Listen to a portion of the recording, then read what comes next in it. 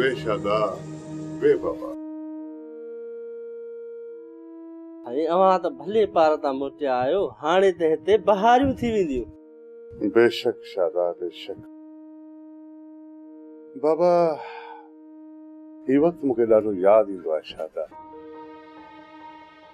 जॾहिं न शिकार घटि थी वेंदो आहे वीचारा हिते जा माण्हू ॾाढा परेशान थींदा आहिनि। ऐं सची ॻाल्हि इहा आहे त मूंखे उन्हनि ते ॾाढो रहम ईंदो आहे। साईं हितां जा माण्हू रोज़ पुछण ईंदा आहिनि तव्हांजो त हाजी साहब कॾहिं थो अचे। बुला बाबा हाणे यहाँ माण्हू खे ॿुधाए छॾियो त मां हिते अची वियो आहियां।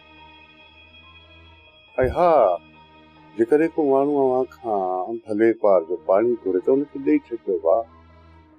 माण्हुनि जूं मुश्किलातूं हल थियनि त इहा नेकी जी ॻाल्हि कंहिंखे रोकजो न। हाज़िर साईं हाज़िर।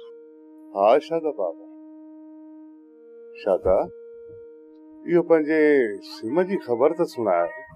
हाजी साहब सिम उते तव्हांखे पई सॾे कई पखी तितर तलूर पिया उते उॾामनि। कंदासीं तितर ऐं तलूर जो शिकार कंदासीं शादा। पर शादा तोखे त इहा चङी तरह सां ख़बर आहे न त मां बाज़ जो शिकारी आहियां। बाज़ जे शिकार खां अलावा मूंखे कंहिं बि शिकार में मज़ो ई कोन ईंदो आहे। हाजी साहब बाबा हीअ सिम तव्हांजी असीं तव्हांजा जेको तव्हां हुकुम कंदो बाबा से उहो शिकार कराईंदासीं। थोरो थक लहे हलंदासीं सिम जी तरफ़। ठीकु आहे हाजी साहब। सोजर मां तव्हां खां कुझु पुछण पियो चाहियां। जी भली पुछो साईं। अव्हां सां इहो वाक़ियो कीअं पेश आयो आहे? साईं असीं त मुहाणा माण्हू आहियूं। असांजो रोज़गार त सिर समुंड सां ई आहे। असीं त शिकार ते ईंदा वेंदा आहियूं जॾहिं गच पंधु करे वेंदा आहियूं पोइ ख़बर नाहे पवंदी त हीउ पाणी पंहिंजे मुल्क जो आहे या इंडिया जो आहे। पोइ अची इंडिया जा फौजी मारियो कुटियो असांखे खयो वञनि।